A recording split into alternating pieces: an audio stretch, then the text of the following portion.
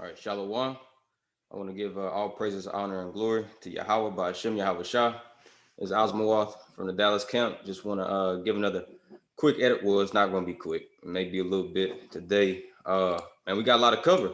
It's a lot happening right now in this current world, man. We are literally on the shift of a different kingdom that's about to come into power, man.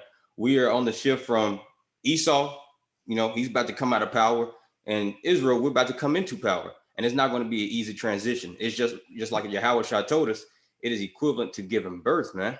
Right? When you give birth, it's ugly, it's painful, right? This is about to be a ugly and a painful embarkment upon this new kingdom. It's about to be a lot of bloodshed. That's something that happens during childbirth. There's a lot of blood, right? And it's an ugly scene, man. A lot of Jake's about to get killed, man. Right? And we really brought this upon ourselves. Right? But this is all a part of the grand scheme of Yahweh's game plan and his prophecies, man. Give me Isaiah 46, verse 10.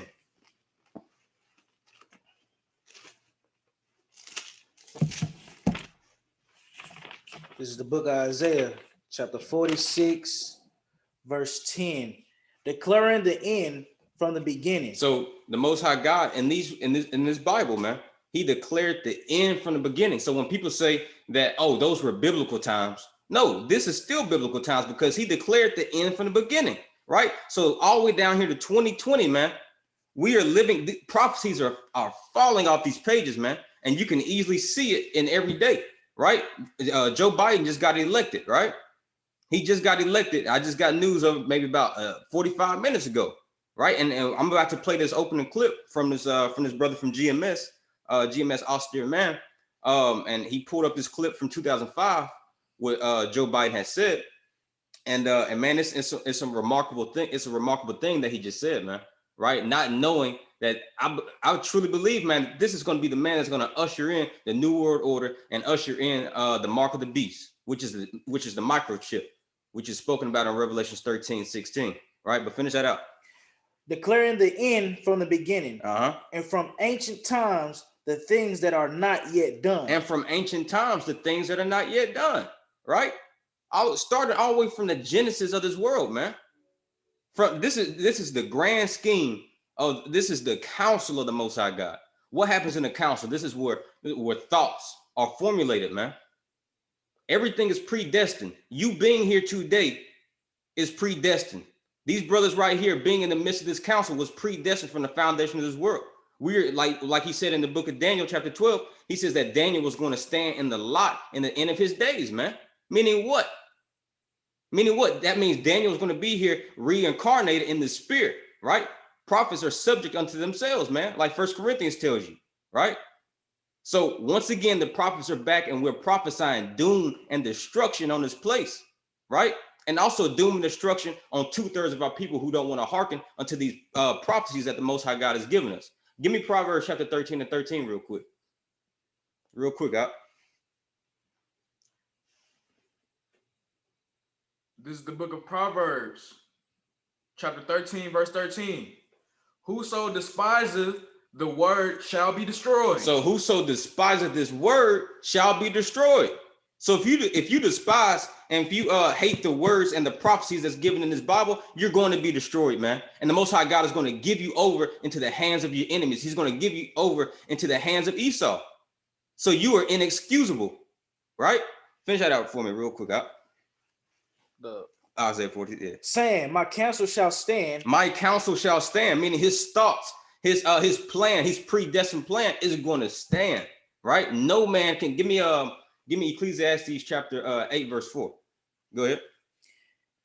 Saying, my counsel shall stand, and I will do all my pleasure. And I will do all my pleasure. This is the Most High God's good pleasure that he created a world, right? He created 18 nations in this world and one nation that he chose to be the cluster of his vine, and the rest he hates, man.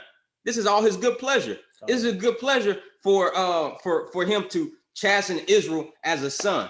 This is a good pleasure to show the world who he's really dealing with, man. Right? This is his good pleasure to bring up kingdoms and to take down kingdoms.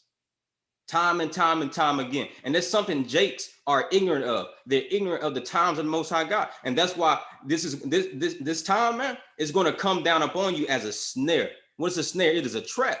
The Most High God is trapping you niggas, man. Y'all claim to be in the traps all day long, but no, you're literally, yeah, you're right. And that trap is going to kill you. It's going to be your destruction. It's going to be what is going to lead to your demise if you don't hearken to this word, right? What you got, Up? Ecclesiastes chapter 8, verse 4. Where the word of a king is. Where the word of the king is. Now, where's the word of the king is? And of course, it's in his Bible, but now it's being spewed out by the mouth of his prophets and by the mouth of his people that he chose to manifest his word. That's where the word of the king is. What's going to happen?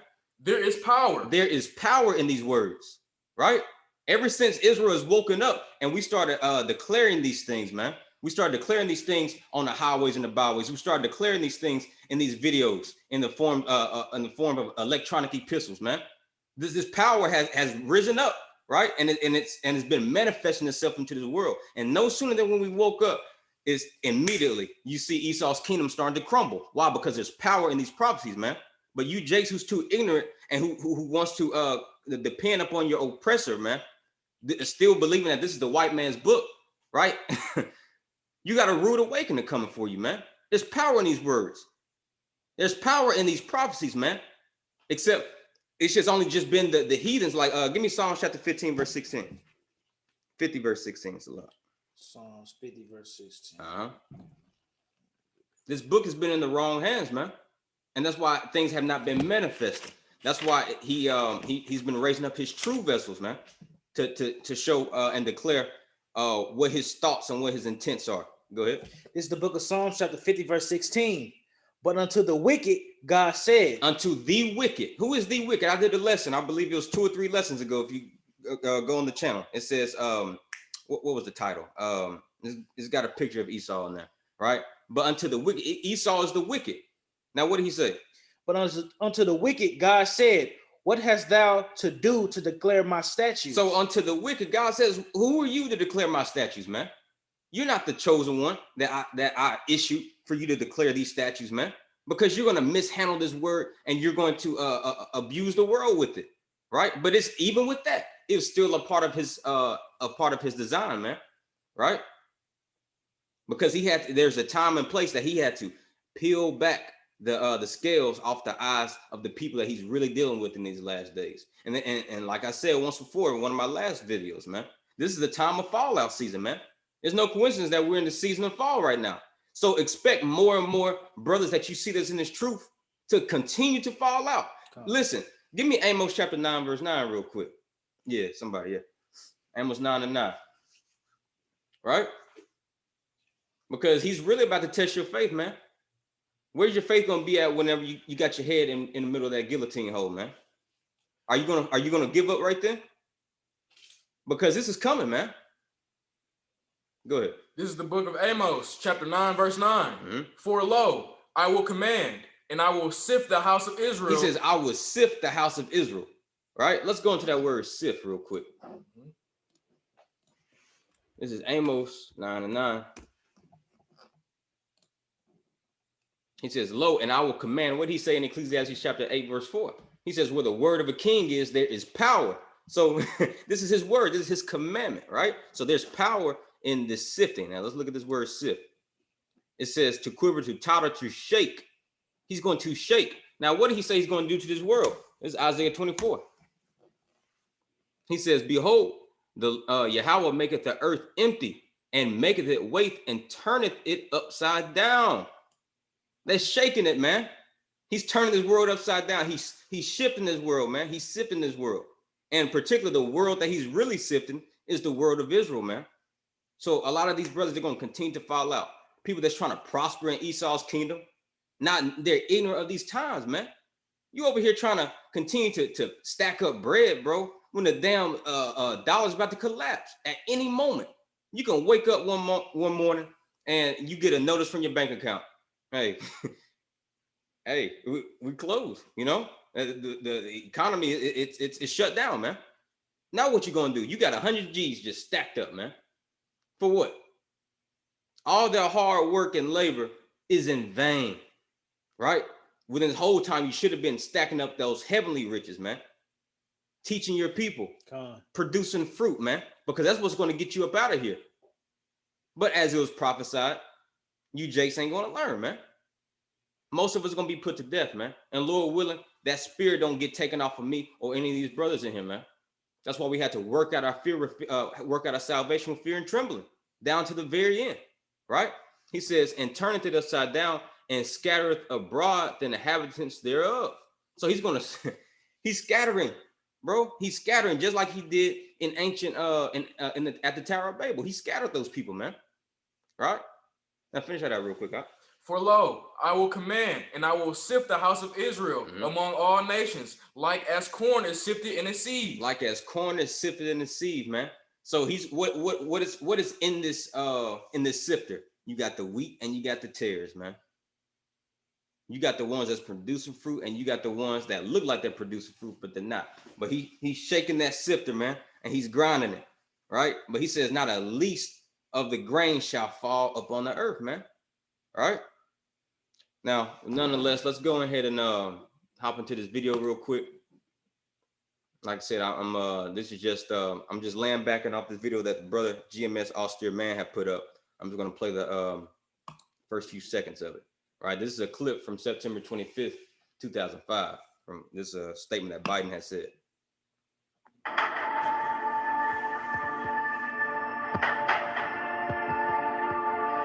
Our constitutional journey did not stop then, and it must not stop now, Judge. And we'll be faced with equally consequential decisions in the 21st century. Can a microscopic tag be implanted in a person's body? You hear that? A microscopic tag, man. He says, can it be placed inside of a person's body? What does that sound like? Sounds like the microchip, man. Sounds like the mark of the beast, right? And the brothers, we got plenty of videos covering the mark of the beast, right? It is nonetheless, it is none other than the damn microchip, man. That is the mark of the beast. And if you get it, there's no place of repentance for you. You were, hey, listen, you're doomed, bro. And it was predestined for you to get that. All right. And keep in mind, this is Joe Biden. This is your newly elected president. The same president that our people, the so-called Blacks, Hispanic, and Native Americans, were fighting tooth and nail to get in office, man. They just chose the Pharaoh that's going to kill them, man. The Pharaoh that's going to usher in the mark of the beast that's going to be their destruction. Y'all chose that. Y'all chose that, man. Give me Jeremiah chapter 8. You mean to finish out this real quick? What's that? That's Psalms 50 and 16. Nah, you good on that. You can drop that. Yeah. What? Jeremiah 8. I'm gonna pull it up on the screen too. Jeremiah chapter 8. Yeah. And it should be, let's see.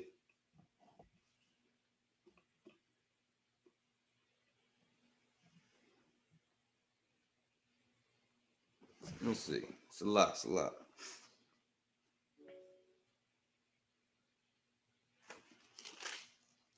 Eight and 3. This is the book of Jeremiah, chapter 8, verse 3. And death shall be chosen. And death shall be chosen. The so-called white man, he is death, man. He is that pale horse that was prophesied in the book of Revelation, man. And y'all chose that. So congratulations. So when you see your families and your loved ones get put to death, just know that you're the one. And when you see yourself in the grip of Esau, just know that you chose that, right? Finish that out, huh? And death shall be chosen rather than life. Rather than life. What's life? The words of these prophecies. So y'all chose your oppressor, the one that's going to kill you, rather than taking heed to this word, right? He told you in Proverbs 13:13, whoever despises his words shall be destroyed, right? Go ahead. But all the residue of them that remain of this evil family. No, this good family. This evil family. That's what you Blacks, Hispanic, and Native Americans are. Isaiah chapter 1 says y'all are the seed of evildoers, man. Why? Because you don't hearken to the words of the Most High, man. See, a lot of you Israelites that's in so-called in this truth, man, y'all have this festive spirit on you. Y'all have this festive spirit. I understand, yes, it's a good thing knowing that you're chosen above all races. Yeah, that's beautiful, man. Right? But this is not the time for Israel to be rejoicing. Listen, we got Jacob's trouble ahead of us, man. And y'all over here trying to still hold hands with Esau, still trying to prosper in this damn kingdom, man. As soon as you come into this truth, man, you need to expect that, damn, this is wartime, bro. If you call yourself a king, what the hell do kings do? They fight, man. Right? We are on the brink of a new kingdom, bro. And if you can't get down the program, to hell with you and to death with you, man. Thus saith the Lord. Finish that out. Which remained in all the places where I have driven them out. And this evil family, they remain in all the places where he's driven them out. Where y'all in China, Australia, America, South America, Europe, London, wherever, man. Because our people are evil everywhere. Go ahead. Said the Lord of hosts. Said the Lord of hosts. The Lord of hosts, meaning the Lord of heaven's armies, man. The Lord of the angels. And what are the angels going to do when they come back?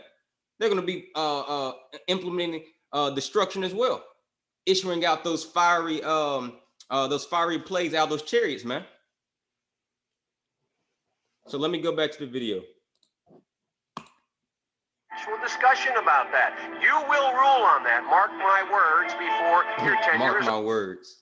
You see, I don't think that's a coincidence, man. You know, that's why you got to pay attention, because the devil is very crafty, man. The devil is crafty, right? But only the wise will have the ears to hear, man. They're gonna have those circumcised ears to hear, right? Let me get that in Matthew 13. Matthew, yeah, I'll pull it up on here. This is Matthew 13 and 16. He says, "But blessed are your eyes, for they see, and your ears, for they hear. For verily I say unto you that many prophets and righteous men have desired to see those things which you see." You understand that? Because when Daniel was writing these prophecies, when John the Revelator was writing these prophecies, listen, they were getting revelations from the Most High, but they wanted to. You don't think that those men want to see those things that they prophesied? We are living in those times to where our forefathers long to see this day, man. They long to see the destruction of the. Let me get that. The destruction of their enemies, man. This is Sirach 25,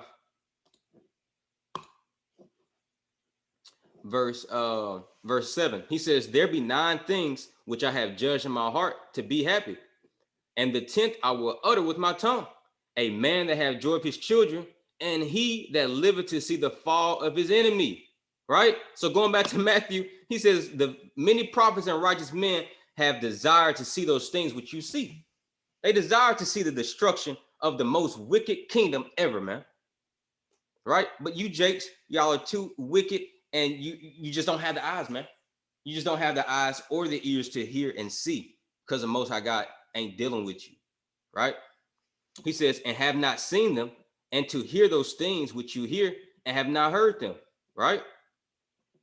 So yes, so for the ones that do subscribe to this truth, for the ones that is in this arena of truth, man, right? And who do have the eye salve to see and the ears to hear, blessed be you, man. Blessed be you, right? Continue to work out your salvation with fear and trembling. Continue to put in the work, man.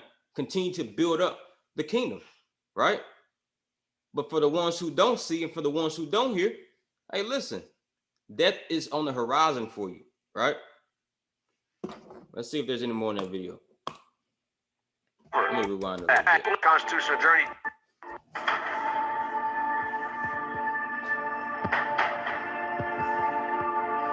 Our constitutional journey did not stop then, and it must not stop now, Judge. And we'll be faced with equally consequential decisions in the 21st century. Can a microscopic tag be implanted in a person's body to track his every movement? There's actual discussion about that. You will rule on that. Mark my words before your tenure's over. You see that? Shalom. You see that, man? And this is the man that y'all just elected in. Well, technically and biblically, you didn't elect him in, right? It was really the Most High. It was really the Most High. We're going to get it, right? But you all played an evil part in it. Choosing your oppressor. You're breaking the law, Deuteronomy 17:15, right? He says, "Thou shalt not set up a rule over thee that's not even your brother," man. Right? So y'all are playing a part of that. And it makes you evil for not keeping the law, statutes, commandments, right? That's why he calls you that evil family. but you chose this. So congratulations, man. All right. And while y'all be weeping, while y'all are going to be weeping, man, the Lord's servants, we're going to be laughing. We're going to be laughing at all that, man. Let me get that in Job. It's Job 5. He say, Job 5:19, he says, he shall deliver thee in 6 troubles. Yea, in 7, there shall no evil touch thee. Yeah, while the evil is touching you, the non-elect, the ones who didn't want to hearken to this word, the evil is going to be touching you, but not us. Verse 20, he says, in famine, he shall redeem thee from death. Yeah, because there's about to be a lot of famine out here, man. Famine is one of the worst ways to die. That's one of the worst ways to die, man. But guess what? Famine took place first and chiefly in your spirit. You've been famished of this word, and then it's just going to manifest physically. Because he says in Isaiah 65, behold, my servant shall eat, and you shall starve. My servant shall drink, and you shall be thirsty. God. So this famine and this thirst really started spiritually first, man. It started spiritually first, and it's going to manifest itself outward. So he says in verse 20, he says, in famine he shall redeem thee from death, and in war, and from the power of the sword. Yeah, because obviously this is time of war, and this is a time for Esau to manifest his blessing that the Most High gave him, which was the gift of that sword, man.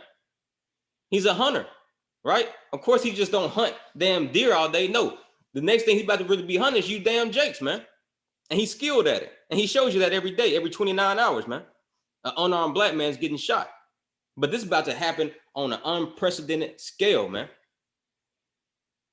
Pursuant to the chapter of chapter 12 in Daniel, verse 1. This is Job 5:21. He says, thou shalt be hid from the scourge of the tongue, neither shalt thou be afraid of destruction when it cometh. You see, because these brothers right here, man, we're not afraid. Why? Because we took words, we took heed to the prophecies. We took heed to these prophecies. Let me show you that real quick. Because the Most High God, this is mercy by him giving us this truth. He didn't have to do it. Because basically, listen, the Most High God, he is the ultimate terrorist, right? And it's equivalent to like me, you know what I'm saying? A big mad black man, you know what I'm saying, about to go up in this club, about to shoot this place up. But I'm telling you, hey man, get up out of here. I'm about to spray this place up. That's exactly what this Most High just did with these prophecies, man. He warned us before he starts spraying this place up, man. Bring it out. You see? So this is mercy that that he gave us these words and we took heed to it, right? Because a lot of people he didn't even try to deal with, man. He didn't even try to forewarn you, man.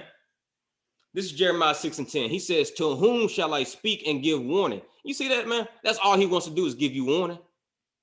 He's giving you warning ahead of time before he sprays his place up. But for the ones that looks at these evil things, this is Proverbs 22:3.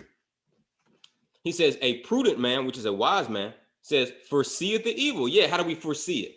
With the eyes that he has given us, man. We see the evil that he's already set at play. Give me Ezekiel 7:5 real quick. This all right. 5:15. Now we'll wait on that. We'll wait on that. Give me Ezekiel 7:5. This is the book of Ezekiel, chapter 7, verse 5. Thus said the Lord God, and evil and only evil. Evil and only evil is what? Behold, is come. Is come. Evil and only, listen, you damn Christians, man, y'all pick up this Bible and have no clue what you in for, man. Y'all think this Bible is just packed full of encouraging psalms. No, in this book, it's an evil and only evil to come. Chiefly and mainly to the house of Israel first. All right. But he says, Proverbs 22:3, he says, a prudent man foreseeth the evil and hideth himself. Yeah, how do we hide ourselves? By hiding ourselves up under his wing, man. Under the form of these words, under the form of this doctrine. That's how the wise man hides himself. He told us to go hide. What did he tell us in the land of Egypt? He told us to put the blood over our doorposts before this death angel come. See, he warned us. He didn't warn the Egyptians. You see that? And today he's warning us again. He's been told us, man, thousands of years ago. He declared this from the end. He declared this from the beginning, I mean. Right? He been warned us, man. Thousands of years ago. Right? And so the death angels once again about to pass through spiritual Egypt. About to pass through spiritual Egypt, but only the prudent man is going to foresee the evil, meaning see it ahead of time, and he's going to hide himself. But what does he say? He says, but the simple pass on, meaning you simple ass jakes, they pass on and they are punished. You see that? Man, the Most High God is fair. He is equal, bro. He's equal. So when death sweeps his land, listen, hey man, you are unexcused, like the book of Romans chapter 1 says. He says, thou art inexcusable, old man. You are inexcusable, man. Right? And let me go back to Job. Let me finish that out. This is Job 5 and 21. He says, thou shalt be hid from the scourge of the tongue, neither shalt thou be afraid of destruction when it cometh. You see, because the Most High God is bringing this destruction. All right. He says, at destruction and famine, thou shalt laugh. Neither shalt thou be afraid of the beasts of the earth. Yeah, because while all this shit happening, man, the beast is going to change its course. Second Ezra tells you that. The beasts, they're going to, damn lions, tigers, and bears, you name it. They're going to be coming out of these damn woods, man. And they're going to be implementing the judgment of the Most High. You're going to see a damn lion on damn I-20. He told you that the beasts are going to change its place, right? So don't be surprised that lion or that bear, you know what I'm saying? As soon as you walk out your house, hey, man, you get slaughtered by one of them. That's judgment. Everything that happens on this earth is judgment, man. Right? Verse 23, he says, for thou shalt be in league, meaning that you're going to be in alliance with the stones of the field, and the beasts of the field shalt thou be at peace with. So yeah, while the beasts are killing you all, we're going to be at peace with them. Just like in Daniel, man. Daniel was at peace with those lions, man. The Most High God protected Daniel. He had the shield around Daniel, guarding him with his holy angels, man. So listen, Ecclesiastes chapter 1, he says, what has been done, what will be done has been done. There's nothing new under the sun. Everything's just repeating itself, except it's just happening on a larger scale, right? Now let's go to Sirach 5 and 15. And you got that in Luke 21. All right, let's get that. This is the book of Sirach, chapter 5, verse 15. Mm-hmm. Be not ignorant of anything in a great matter. Be not ignorant of any. Let me pull this up for the people.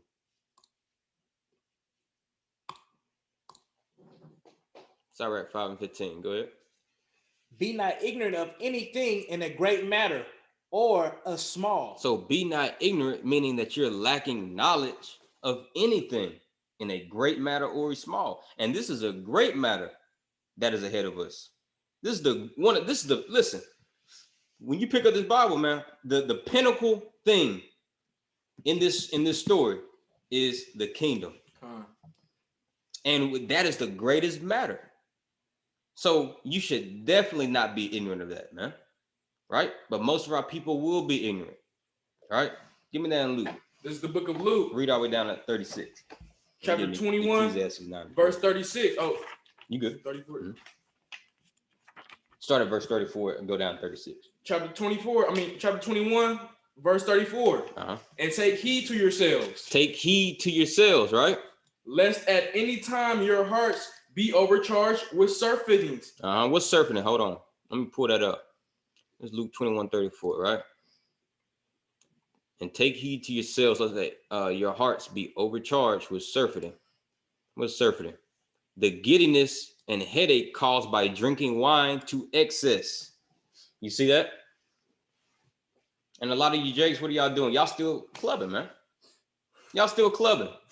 What did he say? As in the days of Sodom and Gomorrah, so shall it be when the days of the Son of Man approach, man. What were they doing in Sodom and Gomorrah? Drinking, eating, marrying, giving into marriage, not knowing what was going to happen the following day. Well, really that same day, right? Damn fire falling out the sky.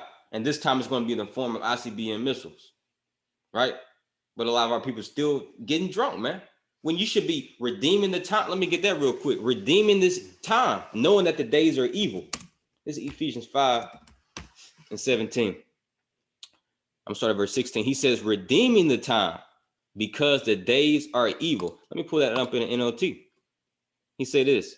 He says, make the most of every opportunity in those evil days. Yeah, and that's not making the most of every opportunity when you getting drunk, man, with excess of wine. Why? Because you should be taking heed to these prophecies, man. He has called us to be watchmen. He says, give the watchmen no, he said, don't give them rest day or night until my kingdom has been built, man. And the kingdom is almost done, right? It's almost done, but it's not finished yet, right? You can't be a damn drunk watchman, man. Imagine somebody on, you know what I'm saying, a damn watchtower and they drunk. You know what I'm saying? They ain't got a clue what's going on. You know, the evil man gonna come in and overtake them, man. Right? He says, don't act thoughtlessly, but understand what the Lord wants you to do. You see that? Don't act thoughtlessly. That means be ignorant. So I told you don't be ignorant of anything, whether it be in a small or great matter. Right? But he says, but understand what the Lord wants you to do. And what is that? Fear him and keep his commandments. That's simple. It's that simple. Verse 18, he says, don't be drunk with wine because that will ruin your life. Instead, be filled with the Holy Spirit. You see that? Man, it's written plain, bro. It's written plain up on tables like Habakkuk chapter 2 said. This is written plain. But the damn Christian church been reading this. They've been reading the same scriptures, man. Right? But they're going to be the main ones with the sword across them, man. Why? Because they did not take heed. Right? Finish that out. And drunkenness and cares of this life. Oh, let me pull it back. My bad. It's a lot. Where's that? Luke 21, 34. All right, go ahead. Luke 21, verse 34. And take heed to yourselves, lest at any time your hearts be overcharged with surfeiting and drunkenness and cares of this life. And cares of this life, right? So a lot of you jakes are still out here trying to prosper in Esau's kingdom in these evil days. You're going to be destroyed. Thus saith the Lord, man. Because the cares of this life has overtaken you. When the cares of the kingdom should have been overtaking you this whole time, man. Right? Go ahead. And so that day come upon you unawares. Unawares. And guess what? And this, as book of Isaiah 46 said, this is all a part of his good pleasure. It's a part of his good pleasure to come upon you unawares, man. He told you he's going to come like a thief in the night. That's how you know it's a so-called black man that's coming. He's coming to ramsack you unaware niggas, man. It's that simple, right? But you don't have to be unaware because it's being brought out right now. It's being brought out right now. Go ahead. Read it slow for me. Verse 35. For as a snare shall it come on all of them that dwell on the face of the whole earth. You see that? As a snare. What is a snare? A snare is a trap. It's simple. A trap, a noose. And you you niggas, man, y'all been hanging the nooses ever since y'all came over here. Right? Once again, the Most High God is going to trap you. And he's going to do it in the form of his servant Esau. Esau's a servant, man. Yeah, he's got servants on the right hand and servants on the left hand. He's got good and bad, man. He's going to use his servant Esau to perform his good pleasure. Yeah, that sounds weird to you, a lot of jakes that don't study. Everything in this world serves the Most High. Whether it be an ant, a bee, a Moabite, an Edomite, or Israelite. He created everything for his purposes, man. And he created Esau to be that thorn in your side, to be that rod of chastisement against you damn wicked Israelites, man. Now, verse 36. Watch ye therefore. Watch you therefore, right? You can't watch when you're drunk. You can't watch when you have the cares of this life overtaking you, right? Watch, man. That's something that y'all don't do. Now, y'all have no problem watching the damn football game. Y'all had no problem watching to see what little Jay up the block is doing. You see that? But the whole time y'all should have been watching these prophecies, man, taking heed to these prophecies. He says, to whom shall I give warning? But y'all just been ignoring the warnings of the Most High, right? Being ignorant of his will, selecting a so-called new president that's going to issue this mark of the beast. You chosen to be there to basically kill you. You see that, man? Go ahead. And pray always. And pray always. Another thing Jakes don't do. You know? They're faithless, man. They don't pray because they don't have any faith. They don't really believe that God's going to hear their prayers, right? What is your prayer life like, man? And this is all centered around these evil days, right? We have perfect role models in these scriptures, man. Look at Daniel. He prayed 3 times a day. You see that? And I guarantee you, Daniel, I know Daniel was a more upright and perfect, righteous man than any of us, man. And he still caught himself praying 3 times a day, if not more. How many times do you pray? Once, twice, maybe none? Paul says, I pray without ceasing, man. You see that? All through the day, you should be having the Most High God in your thoughts, dwelling upon him, meditating upon his word, man. Praying, fasting. Another thing you niggas don't do. Y'all don't fast. We're coming up on a season, man, to where food is about to be scarce. So train yourself mentally, physically, and spiritually to go without food for a little bit. He told you in the book of 2nd Ezra, chapter 16, verse 40, he says, prepare for the war and be as pilgrims in those days. How do pilgrims live? Not having a certain dwelling place, man. They don't know when their next food or the next meal is going to be. They're just trying to survive. They're just trying to get away from the evil. And that's how he told his people to be in those days. But your hearts are overcharged with surfeiting, overcharged with riotous living, right? Y'all over here thinking that McDonald's still going to be open during all this shit, man. Y'all are simple, man. All right? He says, oh, finish that out. My bad. Watch ye therefore, and pray always, that ye may be accounted worthy. That you may. See, we got to pay attention to these words, man. Just can't skim over. He says that you may be accounted worthy. Just maybe. It's a possibility, y'all. You just might be accounted worthy. Right. That's even after you do all these things.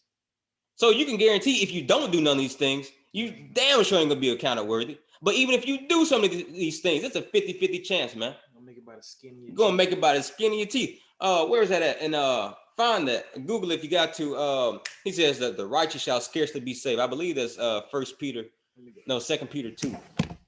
I believe that's 2 Peter 2. Go ahead. That ye may be accounted worthy to escape all these things that shall come to pass. All these things encompassing what? Death, famine, destruction, missiles, your family turning on you, your best friends turning on you, your wife turning on you. You see that? All these things, man, all these prophecies. He says, pray and watch always, that you just might be accounted worthy to escape all those things that shall come to pass and to stand before the Son of Man. Listen, this is the King of Kings, bro. This is the King of Kings, man. You think just anybody can just stand before him in that last day? Those days prior or leading up to those days, man, it's most people gonna be put to death, man. Only a few people are going to actually see the arrival of the King of Kings coming into this world, man. The movie's been telling you the whole time, like Independence Day, stuff like the movies like that. You see what I'm saying? They've been telling you the whole time, man. 2020. Yeah, 2020. Yeah, I gotta watch that. Yeah, you found that? You said it's in first. I think it's 2 Peter. Let me find it.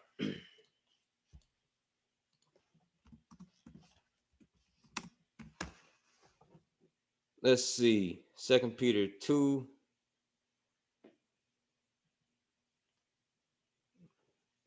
Reserve.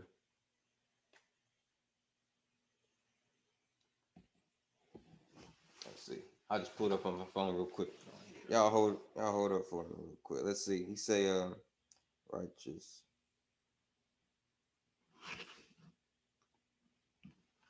What? 1 Peter 4:18. Yeah. I got it right here. Okay. 1 Peter 4:18. And if the righteous scarcely be saved. He said the righteous scarcely be saved, right? Because it's a 50-50 chance, man. You're barely saved by the skin, like the brother said, by the skin of your teeth. As a matter of fact, let's start up at verse 17. All right. This is 1 Peter chapter 4, verse 17. For the time is come that judgment must begin. He said, for the time is come. The time. Pay attention, the time. And Jake, we have a horrible repetition. I mean, we have a horrible relationship with time. We late for everything. See what I'm saying? We're gonna be late for this, man. It's gonna be too late for us. You see that? Go ahead. For the time is come that judgment must begin at the house of the Lord. And who's the house of God, man? Israel. So judgment is coming first to us.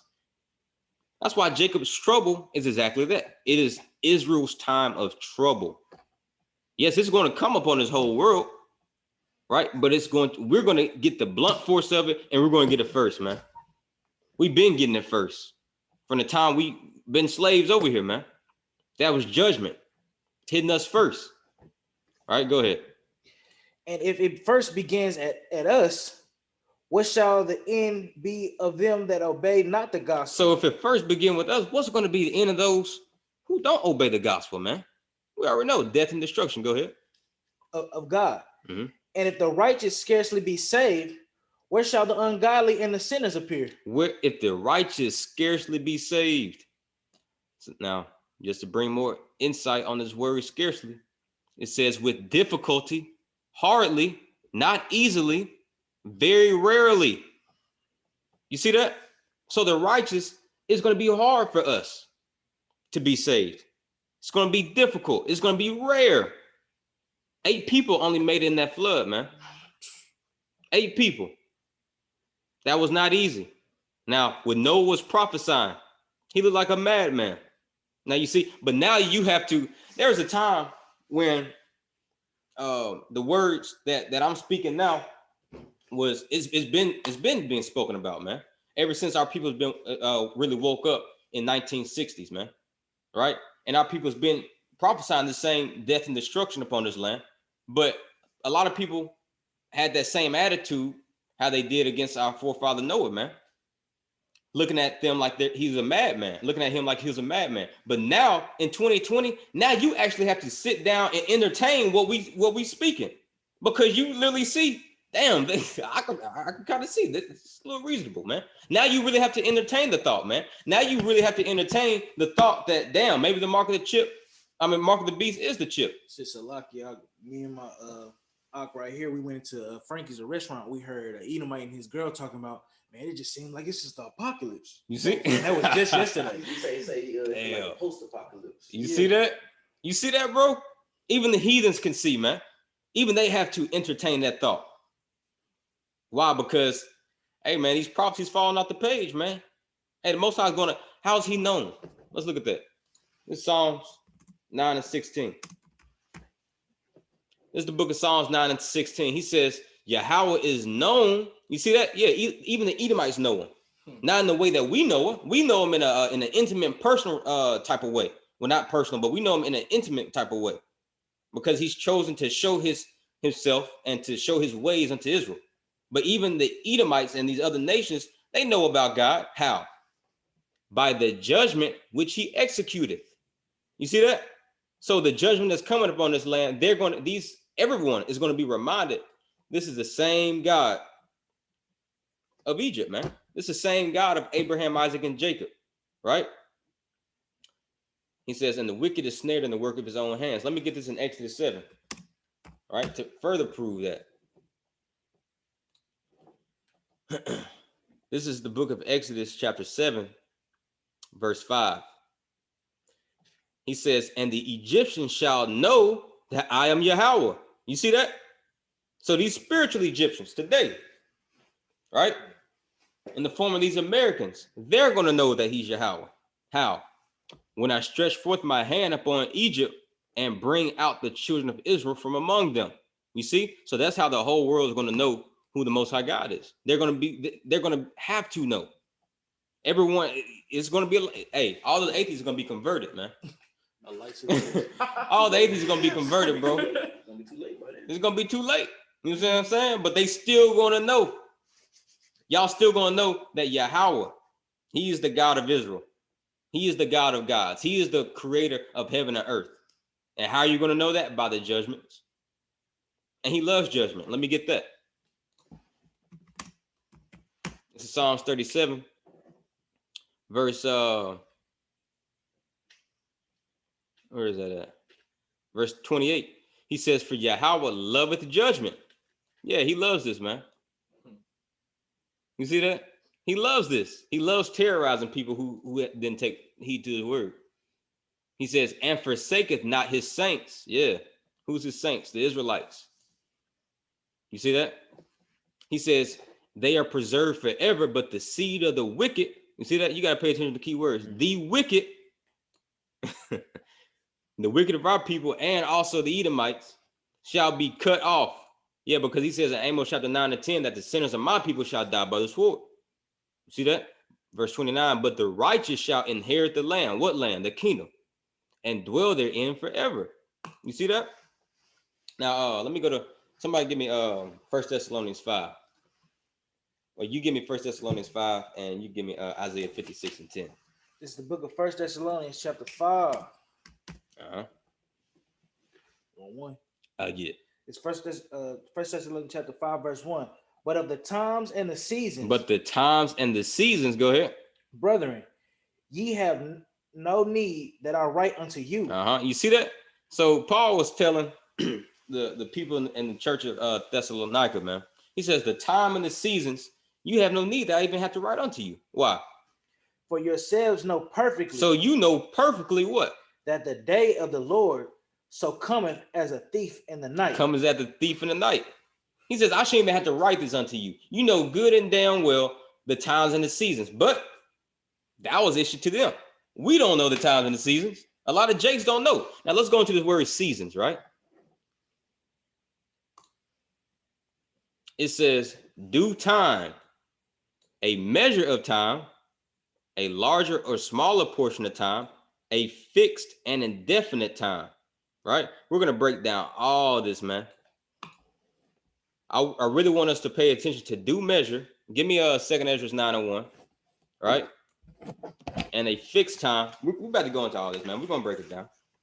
Don't worry. While we, before we get that, let me finish out these last two verses. It says, but the times and the seasons, brethren, we have no need that I have no need that we write unto you, for yourselves know perfectly that the day of the Lord cometh as a thief in the night. For when they shall say peace and safety, yeah, when they say peace and safety, because Biden, he's putting on this facade as if everything is peace and safety, man. You see that? He says if we could just shut this down, man, if we could shut down the United States for a little bit, just to allow COVID to kind of run its course, you know what I'm saying? It's going to be peace and safety. Trump was saying the same thing, man. Trump was like, oh, ain't nothing happening. You see what I'm saying? He said, I overcame COVID. But what happens no sooner than when they say peace and safety? He says, then sudden destruction cometh upon them as a travail upon a woman with child. You see that? And that's how the kingdom is going to be implemented, like a woman with child, man. And I said, it's not an easy transition. When a woman gives birth to a creature, man, to that child, it's ugly, it's painful, it hurts that woman. So it's going to be hurting the earth when the birth of the kingdom comes, man. He says, and they shall not escape. He says, but ye brethren are not in darkness, that day shall overtake you as a thief. So yeah, we shouldn't be in darkness. How are we not in darkness? This is Proverbs 6:23. He says, for the commandment is a lamp and the law is a light. That's why we're not in darkness. See that? He says, and reproofs of instruction are the way of life. Yeah, and that's what these prophecies are. They're reproofs of instruction. Most times when you see these prophecies in the Bible, it says prophesy against Israel, prophesy against Mount Seir, prophesy against this particular kingdom, prophesy against Babylon. Those are reproofs of instruction, man. He says, and that is the way of life. That's the way of life, man. So this is light. That's why he said in 1 Thessalonians, he says that we are not in darkness. But people who don't take heed, they're in darkness, man. You got that? 2 Ezra 9:1. God. This is the book of 2 Ezra chapter 9, verse 1. Let me pull that up real quick. Well, before we get that, what I had you hold? Isaiah 56, verse 10. Oh, all right, yeah, let's get that first. This is the book of Isaiah, chapter 56, verse 10. His watchmen are blind. His watchmen are blind, right? And that's going to a lot of these Israelite camps, and especially without even having to mention the damn Christian church. They're not even watchmen, man. You see that? They're not watching for the sheep. As a matter of fact, the Christian church, those pastors have left the sheep. And what did the book of Zechariah tell the shepherds who lead the sheep? It's Zechariah 11 and 17. He says, woe to the idle shepherd that leaveth the flock. That's what these pastors are doing. That's what TD Jakes is doing. That's what Creflo Dollar is doing. They robbed you blind, man. They robbed you, Jakes, blind, right? And they left you in time of this destruction, man. The Most High God says, woe to the idle shepherd. They're supposed to be shepherds over your soul, man. What do shepherds do? They lead the sheep into safety, but they led you all into darkness and to perdition, destruction, right? Now let's look at that word woe. The word woe.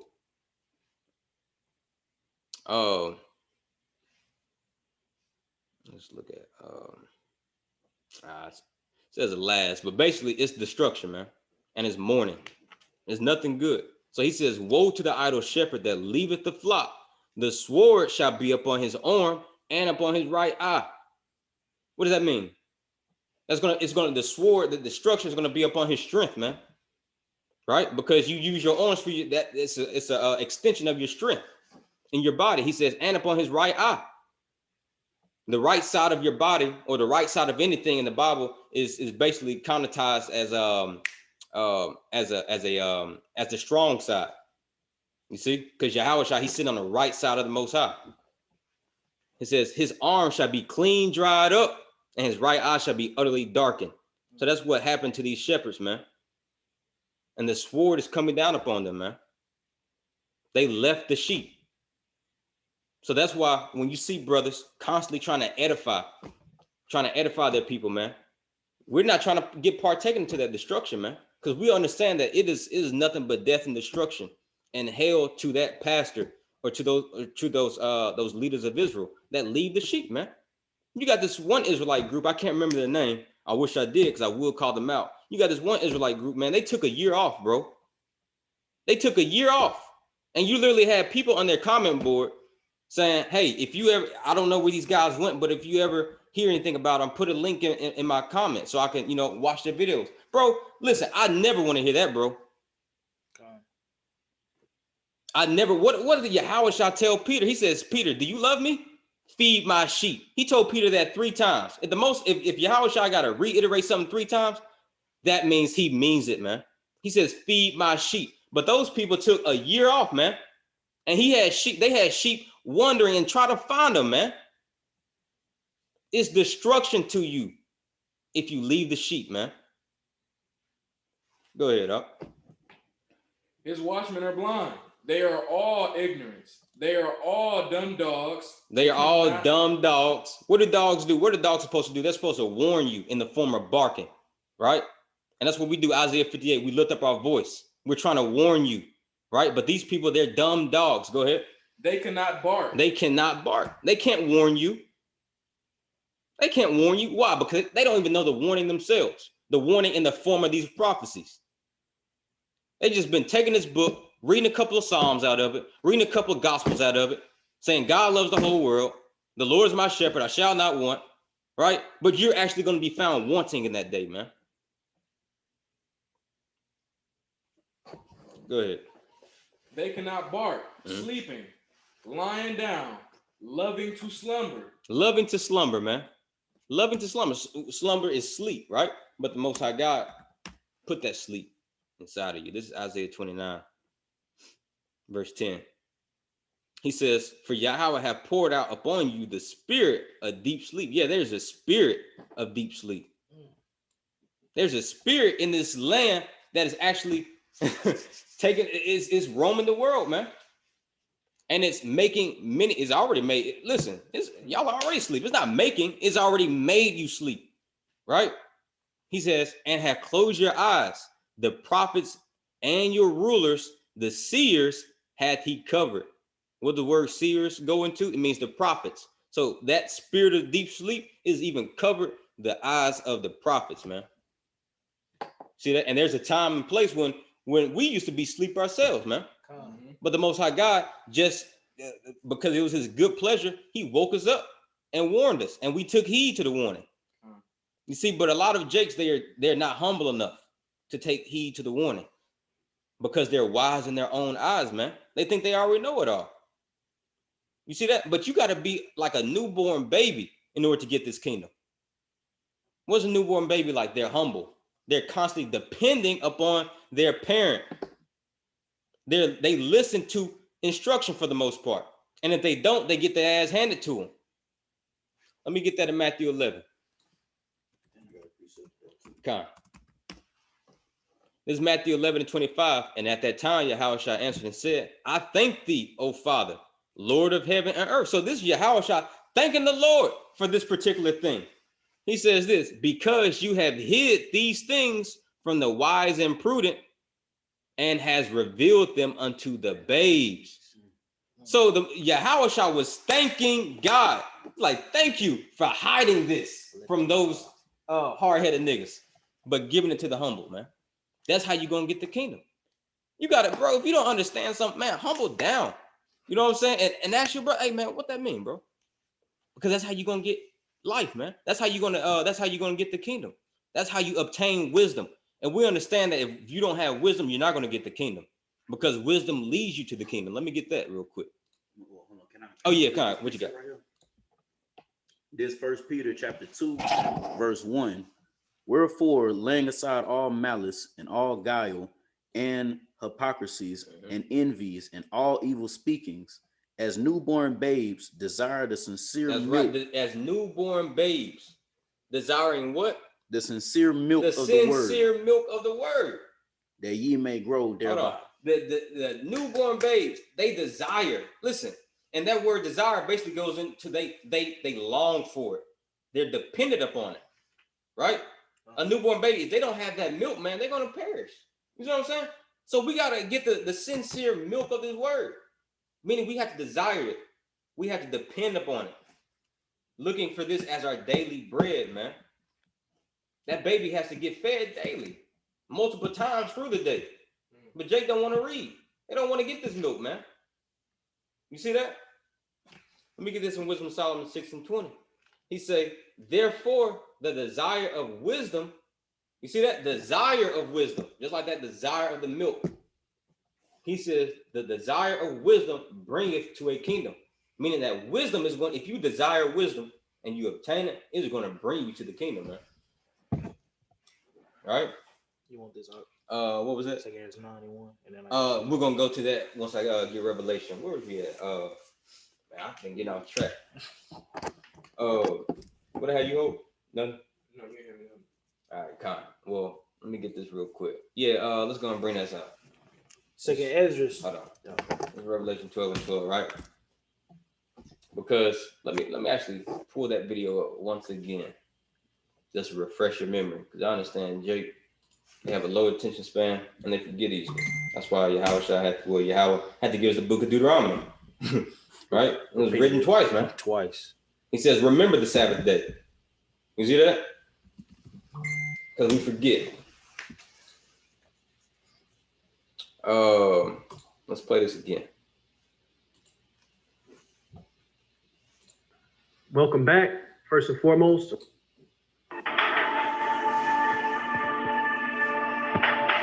Jeremiah 8:7. Our constitutional journey did not stop then, and it must not stop now, Judge. And we'll be faced with equally consequential decisions in the 21st century. Can a microscopic tag be implanted in a person's body to track his every movement? There's actual discussion about that. You will rule on that. Mark my words before your tenure is over. He said, mark my words. And that same man that said that in 2005 is now your president. So this is his desire. The Most High put that desire in that man's heart to fulfill his will. And that devil, if you don't think that he still ain't got that same desire in 2020, you a fool, man. You a fool.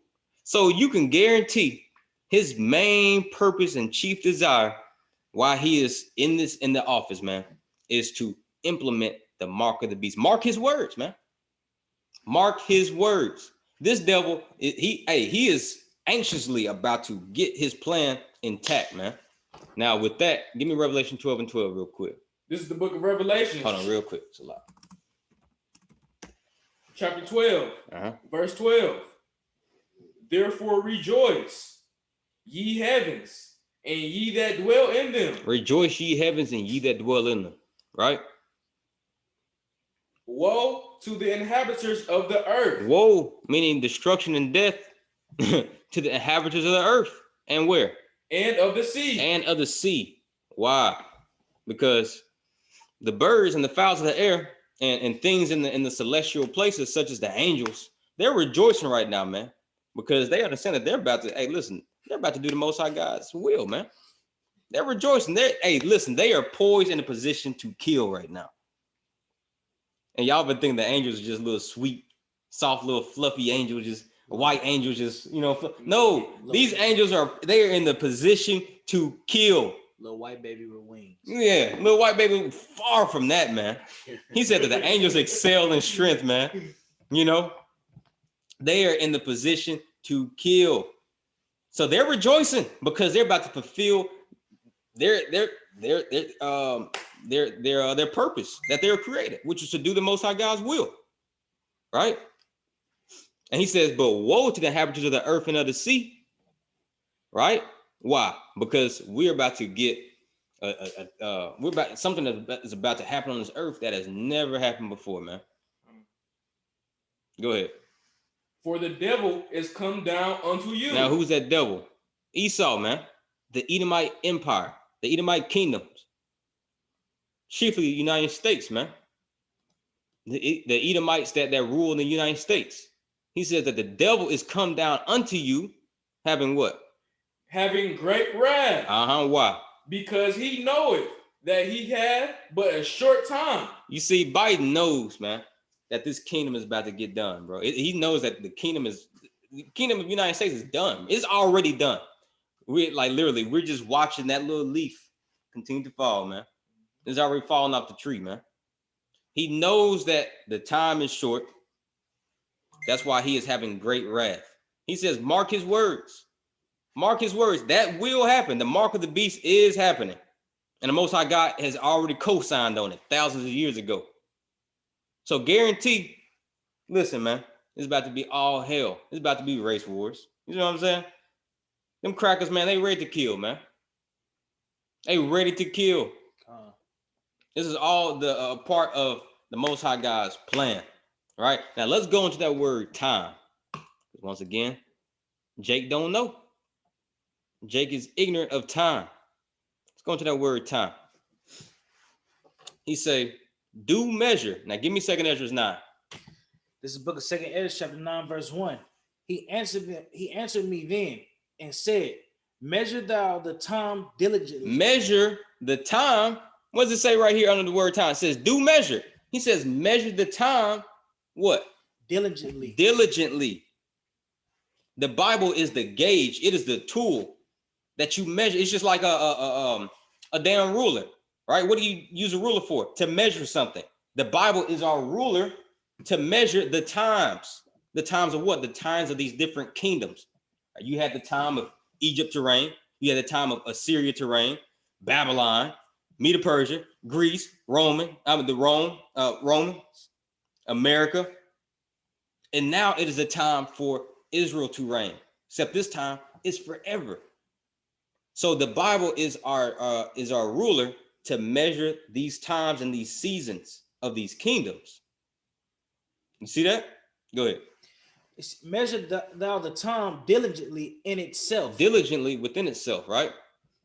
What do you do whenever, what does the word diligent mean? Let's just look that up real quick.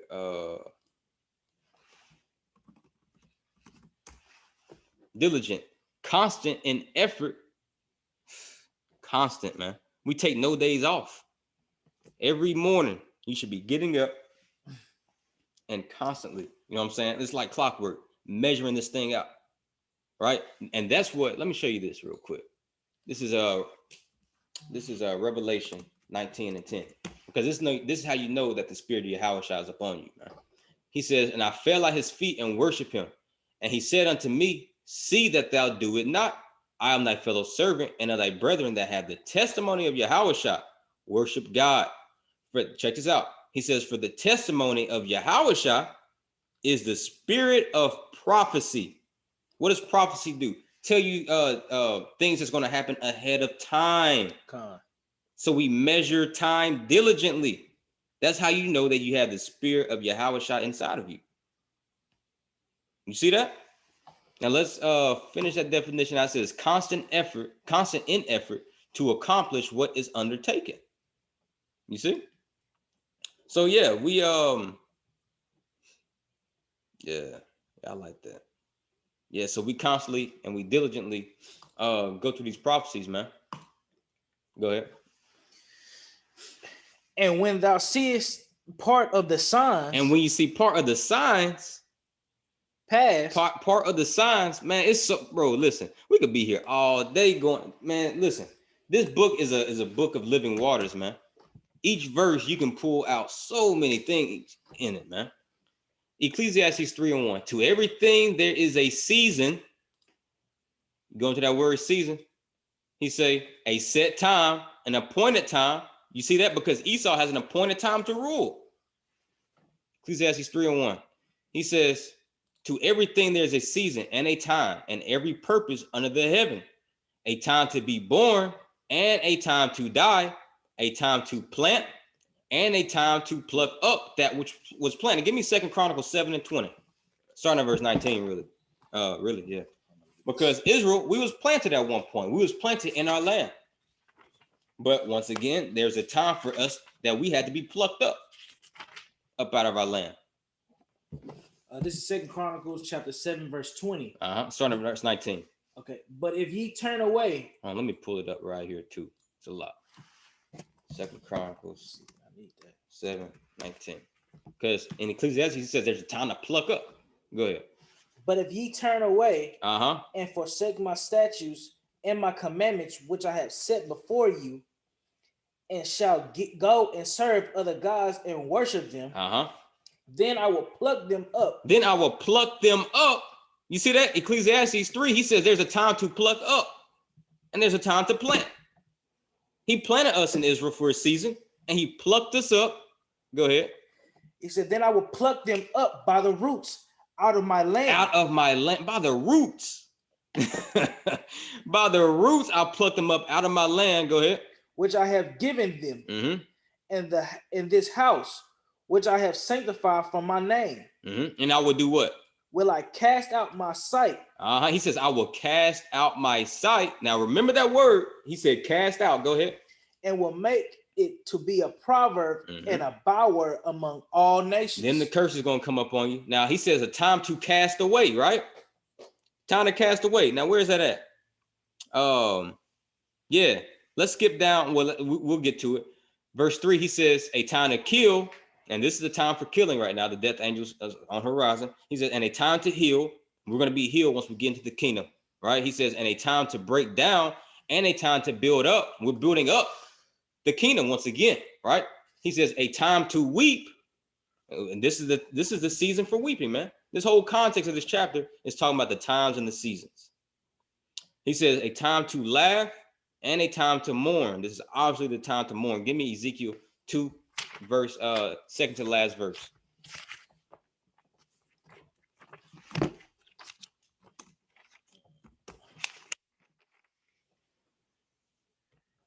All right, this is Ezekiel chapter 2, verse 9.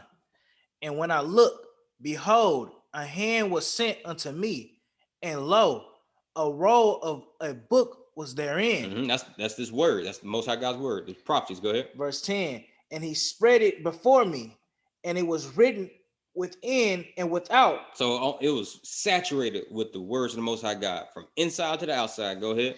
And there was written therein lamentations and mourning and woe. And that's what this Bible is, man. That's what this book is. This is the bloodiest book of all time. You see that? You damn Christians done picked up this book. See what I'm saying? Thinking that this is an encouraging thing, which it is encouraging because we do see that proverbial light at the end of the tunnel. But right now, it is written lamentations, and woe. You see that?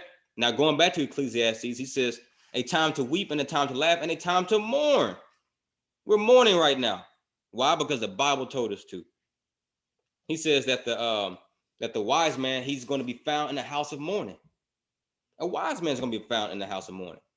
A damn Jake that got a smile on his face all day long, that's just giggling and laughing about nothing. He has no idea what's going on, man. He's going to be the first one to get killed. He says, and a time to dance. That's going to be in the kingdom. He says, a time to cast away stones. Now, what was that in 2 Chronicles? He says, and I will cast out of my sight. You see that? We were those stones who got casted out. We could further prove that in 1 Peter. 1 Peter 2, verse 5. He says, ye also as lively stones. So we were those stones who got cast away. God. You see, this Bible breaks itself down, man. Precept upon precept. Precept upon precept. He says, are built up unto a spiritual house. You see that? Because we're building up we're building up David's kingdom right now, man. We're building up the house of David. And it starts right now within the doctrine. The doctrine is where the Most High God's people are abiding in right now, man. This doctrine is important. And we just don't give it out to any and everybody. That's why in the book of Proverbs, he tells you to speak into the ears of a wise man, because he's going to hear and he's going to increase learning. He says, don't speak in the ears of fools. So we give this holy doctrine unto wise people. He says, don't give your pearls to the swine. See that? He says, a holy priesthood to offer spiritual sacrifices acceptable to God by Yahweh Mashiach. Now let's go back to Ecclesiastes. He says, a time to cast away stones, and that was us. We were those stones who got cast away. And a time to gather stones. When we're going to be gathered? When Yahweh comes back and gathers us across the four winds of the earth and puts us in those chariots, man. He says a time to embrace, right? And a time to refrain from embracing. This is the time to refrain from embracing. We don't embrace anyone who don't accept the Most High God's words. Even if that comes from our family members, man. We're not going to embrace you, right? I'm not going to hug you. I'm not going to be nice to you. Well, I'll still treat you cordially because you're my people. But I'm not going to embrace you with open arms like I will one of my brothers who take heed. Verse 6, he says, a time to get and a time to lose. Yeah, and this is a time to lose everything you got for this kingdom. Let me show you that. It's Matthew 19. And he say, and everyone that forsaketh houses, that's losing. You see that? That's losing. You're losing houses. You're forgetting it. Or brethren, or sisters, or father, or mother, or wife, or children, or lands, for my name's sake, shall receive 100-fold and inherit everlasting life. So that's the time of, we're in the time of losing right now. We're losing everything we got for this kingdom. He says, and a time to keep, and a time to cast away, a time to rend, and a time to sow. See, because he rent the kingdom of Israel, but he's going to sow it back. He's going to sow the northern and the southern kingdom back once again upon his arrival, man. He says, a time to keep silence and a time to speak. Now, we kept silence long enough in slavery, man, because we were ignorant and we were blind to these words and prophecies. But now it is a time to speak. He says, cry aloud and spare not. This is the time to speak. And let me further prove that. This is Jeremiah 30. Did you want that Jeremiah 8 too? We'll get in a second. Okay. This Jeremiah 30 and 23. He says, behold, the whirlwind of Yahweh goeth forth with fury, a continuing whirlwind. It shall fall with pain upon the head of the wicked. The fierce anger of Yahweh shall not return until he have done it, and until he have performed the intents. You see that? What are intents? Those are counsels. That's his plan, man. Until he have performed his plans or intents of his heart. In the latter days, ye shall consider it. So this is the time to speak. Because when you go into that word consider, it say what? To teach. What do you do when you teach? You speak. So we're speaking, we're teaching all those evil things, man. So Ecclesiastes 3, he say, where was I at? dang, where's that? Yeah, he says, dang, where's that? Shoot. Okay, yeah, verse 7. A time to rend and a time to sow, a time to keep silence and a time to speak. Yeah, so we're in the time of speaking right now, time of prophesying. Because when you put those vibrations out in the air, because there's power in the tongue, man. This kingdom is going to come down forward, right? That's why you see all these Israelite camps popping up. Because it's the time, obviously, the time to speak right now. And the more we speak, the more this kingdom is going to continue to rend apart. Verse 8, a time to love and a time to hate, obviously. You know what I'm saying? This is the time to hate. We hate evil, whether that comes in the form of sin or Esau or anyone who opposes the truth. He says a time of war and a time of peace. Yeah, this is a time of war, man.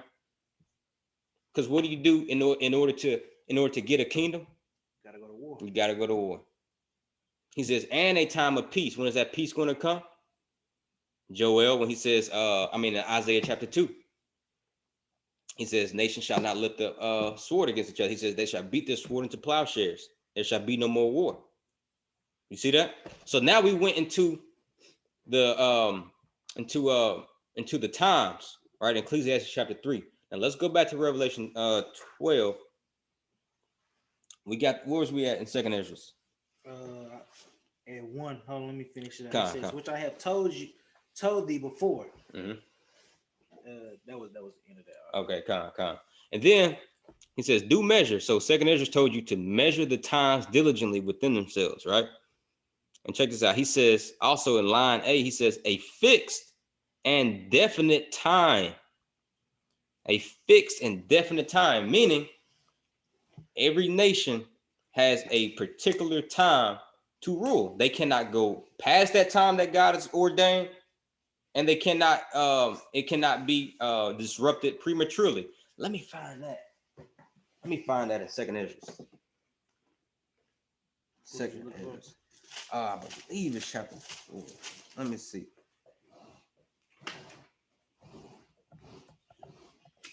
Yeah, see.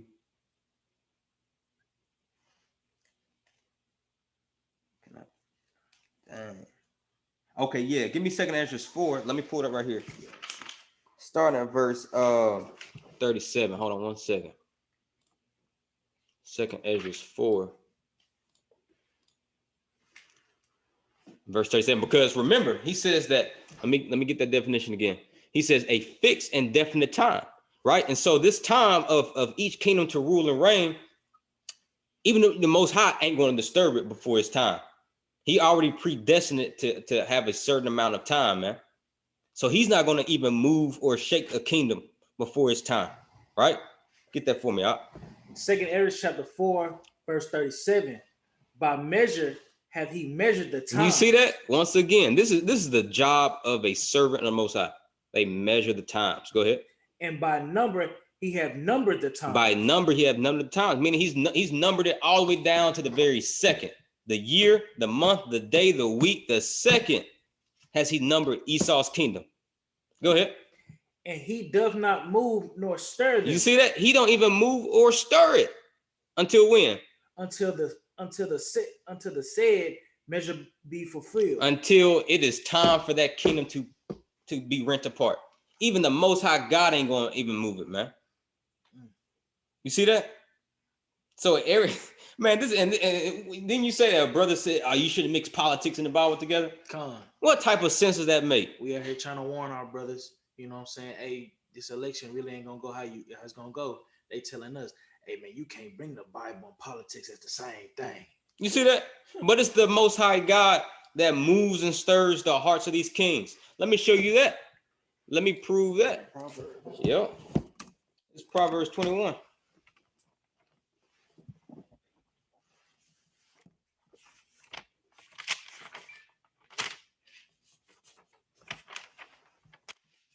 Proverbs 21:1. Uh-huh. It's the book of Proverbs, chapter 21, verse 1. The king's heart is in the hand of the Lord. Yeah, so Biden, your heart is in the hand of the Most High. Right? Not of course, not your damn organ, but he's talking about how he basically manipulates your mind, man. Because that's your heart. Your heart is your mind.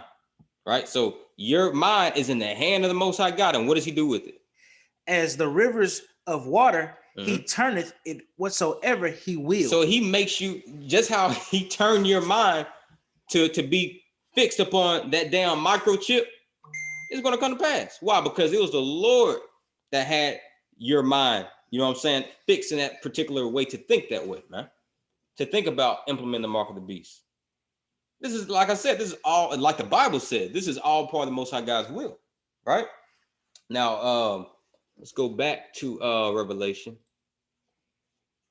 Yeah, because he says a fixed and definite time. Give me the book of Daniel 5 and start at verse 24. This is the book of Daniel. Hold on 1 second. 5 and 24. Start at verse 25. This is the book of Daniel, chapter 5, verse 25. And this is the writing that was written. Many. Tekel Upharsin. Tekel Upharsin. This is the interpretation of the thing. So this is what it means. Go ahead. Many. God hath numbered. God have what? God hath numbered. He's numbered it.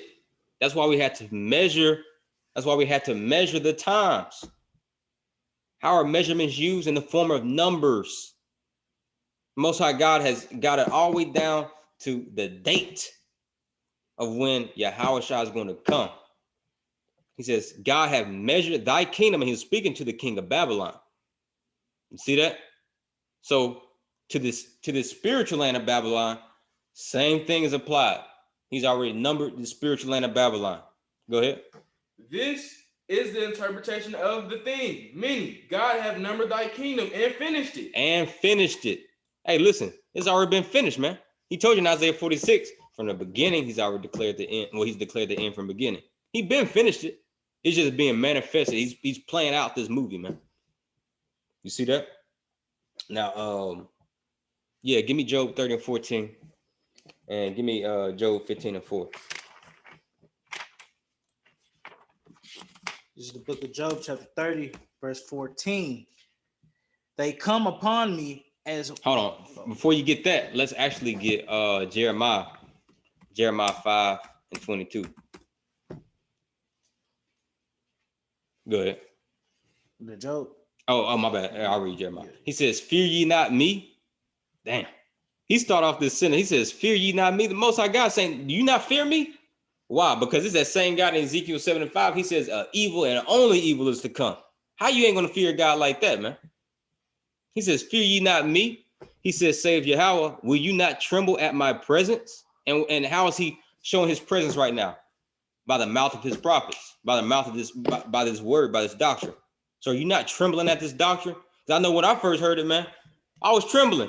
I was trembling, man. Any wise man or woman, and they hear these words of terror, it should make your knees melt, man. But the only way it's not going to make your knees melt is if he's blinded you and he's got you in that trap. He got you right where he wants you, because you're going to fear him. He says, every knee shall bow and every tongue shall confess, man. He says, which have placed the sand for the... Let me start it over. He says, fear ye not me, saith Yahweh. Will you not fear at my presence, which have placed the sand for the bound of the sea by perpetual decree? And who's that sea? Esau, man. He says, the enemy shall come in like a flood. So what's the sand do? It puts a boundary upon that flood. Let me prove that. It's Job 30 and 14. Yeah, give me that. This is the book of Job, chapter 30, verse 14. They came upon me as wide breaking in of water. You see that? They came upon me as a wide breaking in of waters. And he's talking about his enemies, man. His enemies came in like waters, like a flood. That's why he has to put that sand right there to block the flood, man. Let me further prove that. It's Isaiah 59. Isaiah 59, verse 19. He says, so shall they fear the name of Yahweh from the west, and his glory from the rising of the sun. When the enemy shall come in like a flood, the spirit of Yahweh shall lift up a standard against him. And what's that standard? The sea. I mean, the sands. You see that? That's why he said in Jeremiah 5:22, he says, which have placed the sand for the bound of the sea. So the Most High God, and who's that sand basically? Yahushua. Yahushua is stopping Esau. The Redeemer shall come to Zion. He says, this is the point. This is the point where it all stops. It's stopping right here. It's stopping. This death and destruction is stopping right here with me. See that? He says, by perpetual decree that it cannot pass it. And though the waves thereof toss themselves, yeah, because Esau's tossing right now, man. He's tossing, turning like a tempestuous sea right now, man. He's about to crash on Jake, man. But Yahweh is going to lift up that standard, man. He says, yet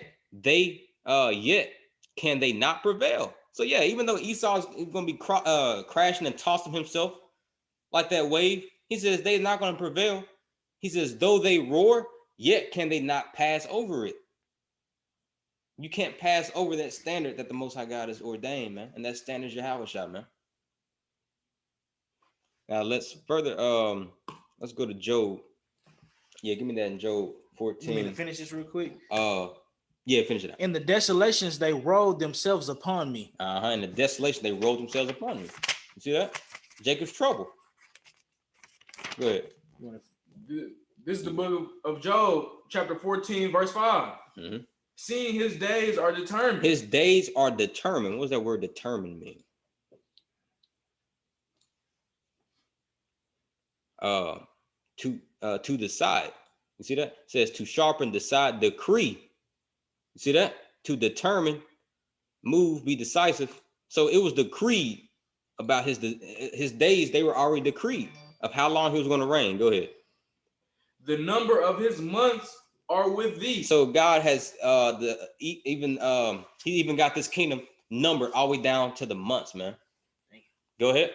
Thou hast appointed his bounds that he cannot pass. You see that? He's appointed his bounds that he can't pass because he's that wave crashing.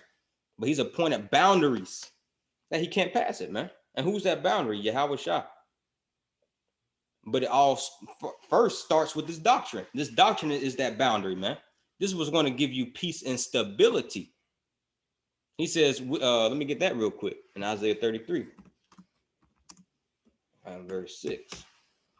He said, and wisdom and knowledge shall be the stability. Yeah, because if you have a boundary, it's got to be stable, man. You see that? He says, and wisdom and knowledge shall be the stability of thy times. There you go. Man, the Bible's filled with time. All this Bible is a calendar, man. It's a calendar. It's a clock. And it's been ticking, man. Ever since he issued out this word, man. Give me Sirach 39 and verse 16. He says, and strength of salvation. You see that? Because there's strength in salvation when Yahushua comes back to rescue Jacob out of this time of trouble. This is the book of Sirach, chapter 39, verse 16. Let me finish that. It says the fear of Yahweh is his treasure. Yeah, because our treasure is actually fearing our power, man.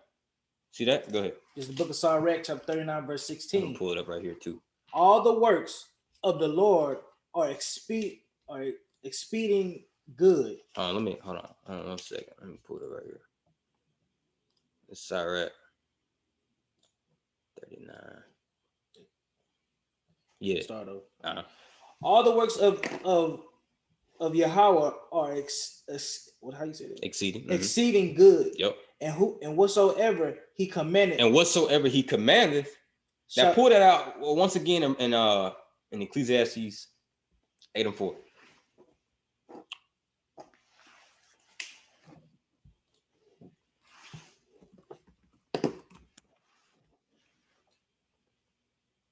Ecclesiastes chapter 8, verse 4.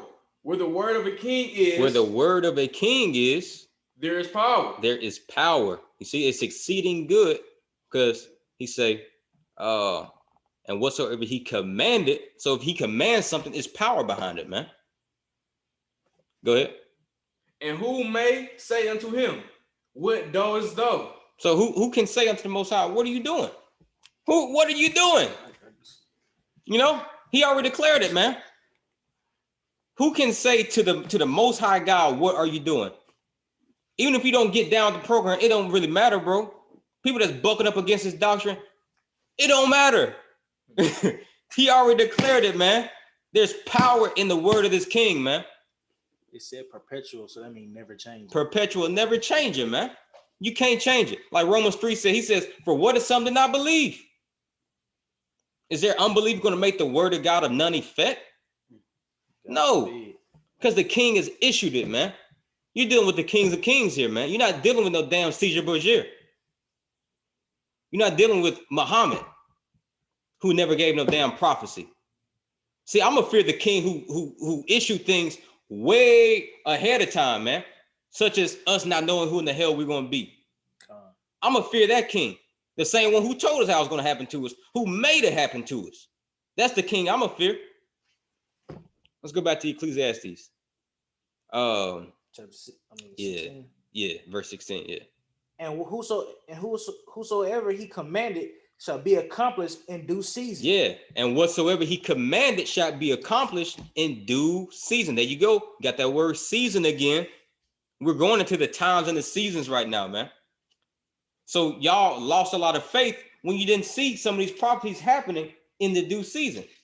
But this is the season where things are coming to pass. It wasn't time 50 years ago for certain things to come to pass. It wasn't time for Esau's rule to necessarily come to an end right then. It was ending, but not to the point to where it has ended today. But see, his word, it is accomplished, it is being accomplished in this season right now. What a time to be alive, man.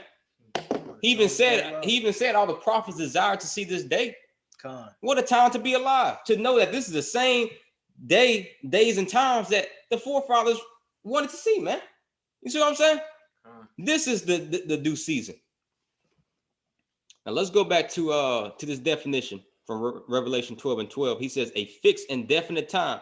So yeah, we got that definite time in Daniel 5:25, man. He says that he has numbered his days. That's a definite time, right? We went into the seasonable times, man. We went to Ecclesiastes 3. There's a time and season for all things, right? So let's get me Amos chapter 9, starting at verse 8, and you get me Proverbs 28:5. And we about to wrap it up. You said 9 and 13. Yeah, 9 and 8. It's the book of Amos, chapter 9, verse 8. Behold, the eyes of the Lord God are upon the sinful kingdom. Yeah. So the Most High God's eyes are looking upon Esau's kingdom because it's definitely sinful, man. And see that, but man, I don't see how y'all don't think he ain't been watching, man. I don't see, bro. Like all these evil things, man. He even told you in Amos, he says, has there been evil in the city and the Lord have not done it? Why is he doing this evil, man? Because he's judging this kingdom, man. When you see the race wars pop off, know that it's the Most High God doing it. You see? Go ahead. And I will destroy it from off the face of the earth. He's going to destroy that wicked, sinful kingdom off the face of the earth. See, the Most High God, we forgetting, man, that this Bible, it is just a book of judgments, man. That's all it is. It's a book. The King of Kings, the Lord of Lords, the judges of all judges has written out his script and gave you the book of judgments for all 18 nations. Everybody got a lot to fulfill in it, man. You got to choose your part. He chose your part. He chose your part, man. As a matter of fact, with that, Brad, I'm glad you said that. Give me Jeremiah 50 in the NLT. Well, here I got it in NLT right here. Because a lot of you simple ass jakes, y'all think y'all chose this silly ass president, but it was the Most High God. And I'm gonna prove it with the scriptures. This Jeremiah 50 in the NLT. He says, and this is actually in connotation to this mystery Babylon, right? And this is what he has to say. He says, I will come like a lion from the thickest of the Jordan. Why? Because when you read in Genesis 49, Yahushua, he's that conquering lion from the tribe of Judah, like Revelation chapter 5 tells you as well. He is the lion, right? What do lions do? They attack their prey. And Esau's kingdom and the sinners of our people, they are the prey.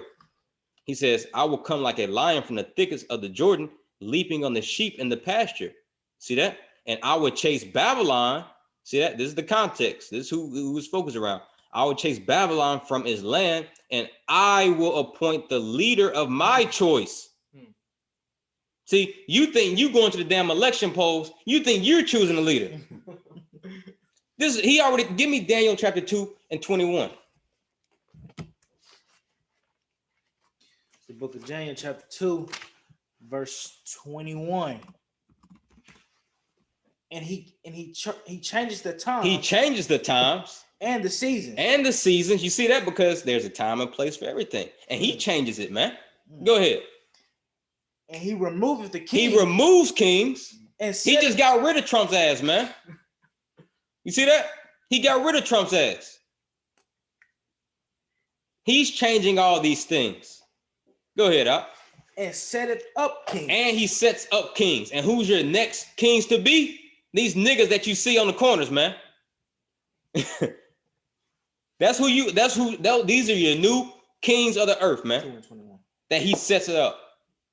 He's abased the wise of this world, man. He's abased Esau and his so-called wisdom and science. You see? But he's setting up the lowly, the poor, the rejected, the despised to be the kings. He says that the meek shall inherit the earth. Khan, bring it out. Keep going. He said, and set it up kings. Mm-hmm. He giveth wisdom unto the wise. He gives wisdom unto the wise. You see that? Because if you're a fool, man, he's not going to give you any of these wisdom. He's not going to open up the deep, dark mysteries of the kingdom to you. You see that? Let me pull that up real quick. This is hold that. This is 1 Corinthians 4, verse 1. He says, let a man so account of us as the ministers of Hamashiach, right? Ministers. What is that word minister going to? Servant. So we're servants of Yahushua and stewards. What are stewards? Let's look at it. Say a manager of household or household affairs. So yeah, so he entrusted us to manage his sheep, to manage this kingdom, man. In the form of this doctrine right now. That's why we have to hold fast to this doctrine, to what we have to that we receive, man. Because we're stewards of it. Right? And he is that austere king that if you're not a wise and faithful steward and you don't flip the talents that he gave you, he's going to destroy you. He says, let a man so account of us as of the ministers of Hamashiach and stewards of the mysteries of God. You see, because he entrusted certain people to hold these mysteries, man. That's why only certain people can go precept after precept and put a solid line in this Bible, because he entrusted you with it, because you're wise. You see that? He says, moreover, it is required in stewards that a man be found faithful. So this just ain't no once and every other day thing, man. This is diligently, day in and day out, constantly doing this thing, man. You got to be faithful with it. He's going to entrust you with the mysteries if you're faithful. He's got to try you first. I got a video up on here. He talking about how Yahweh is in the business of proving. He got to prove y'all, because a lot of jakes, y'all are just too down. Y'all toss to and fro, man. Y'all in the truth one day, out the truth the next, man. The kingdom is not for people like that, man. And I'm speaking once again to myself, because Paul says, "Lest I preach the gospel unto you, I myself may be a castaway."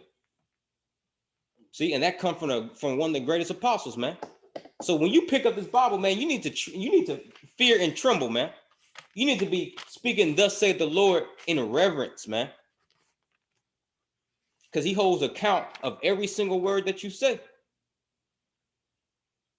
You see that? Now, let's go back. Where was we at? Who is it?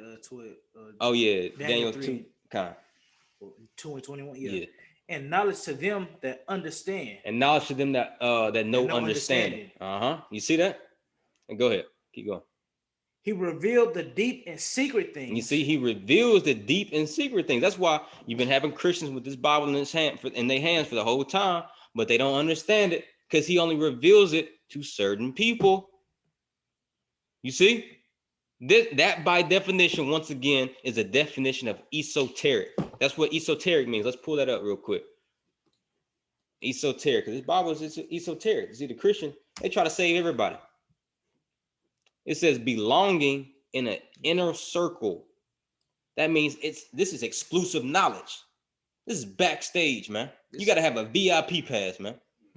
That's even though you are Israel, you still ain't gonna understand. Exactly. Even within Israel, he's got to elect, man. He's got a chosen within the chosen, man. So this is just a funnel, man. Imagine a funnel, right? And the Most High God has poured Israel in that funnel. It gets narrower and narrower the further down you go, man. That's what this book is, man. It's an esoteric book. Only certain people can understand it, right? He says he reveals the deep and secret things. He knoweth what is in the darkness, and the light dwelleth with him. So, yeah, we know what's in the darkness, man. We know that this is the land. Let me show you this real quick. This is Job 10 and 22.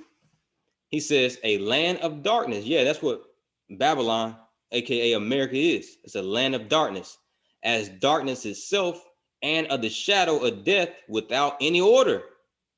This land has no order out.